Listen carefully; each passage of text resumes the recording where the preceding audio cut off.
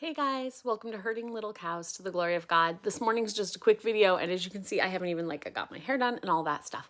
But it is 8:20 this morning, and we have friends coming for the day, and I thought people might just be interested to see hear what I do for meals when we have large families over. So we have a mom and her 7 kids coming over today, and they're going to be here for lunch and supper. These are very dear friends that we have known for a while, and she is an amazing hostess and will host us overnight at times. So we want to have the time, since we just have this short amount of time today, to just spend time with them and not be in the kitchen all the time. So what we are doing today is, yesterday I cooked a pork loin for the day in my crock pot, and I shredded it last night, and I added barbecue sauce, just barbecue sauce from the store. I don't make my own. And that is in the crock pot, which I will take out and put in the crock pot insert to warm up for lunch. I also made rolls, but you could buy like hamburger rolls. I just made them yesterday. And we are serving that with bags of chips and cut up vegetables. And then I had some homemade ranch, like all the seasonings you'd get in a seasoning packet. I had made some of that quite a while ago and added it to sour cream. And so we will have vegetables with sour cream dip and a bunch of different chips, and then the pulled pork sandwiches.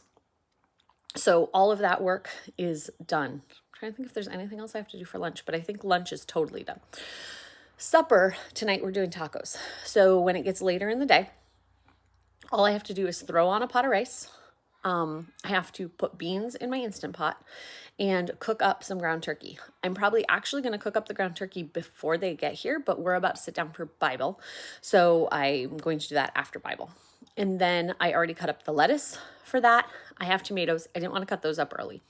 And then salsa, sour cream, all the stuff you'd have on tacos. I bought taco shells. So all that stuff. That's what we're doing, because it means that I don't have a lot of work to do in the kitchen. The other thing you can do is remember that your guests probably want to help. So because we have so many little kids, I don't want us to be stuck in the kitchen. Her littlest is 2, maybe 3. But I don't want to be stuck in the kitchen or stick the older girls in the kitchen because we have to be out watching people. It's going to be a nice day and the kids are going to want to be outside. But if you have somebody over who wants to be in the kitchen, like at their house, I'm much more likely to be helping in the kitchen if it's a kind of yucky day outside and the kids are in, because I can see everybody. But we were there recently, and she actually put me in charge of breakfast while we were there. So I made breakfast for everybody each day. And your guests actually do want to help out. So remember that, especially if you have people over who don't have a bunch of little kids. Like we have friends that have 2 teenage daughters. And so it's easy to be like, hey, girls, while you're chatting, can you go in the kitchen and cut up lettuce? Or the mom and I to go do that. But when there's a lot of little kids, sometimes moms are needed for them. So that's what we do. It doesn't have to be big and fancy. You can throw out bread with peanut butter and jelly or lunch meat and cheese, and it doesn't have to be a fancy meal. It's just about the time of fellowship. So that's what we're doing here today, and I just hope that's an encouragement. What are your favorite go-to meals for having people over?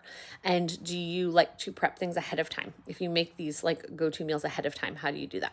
We will see you guys next time on Herding Little Cows to the Glory of God.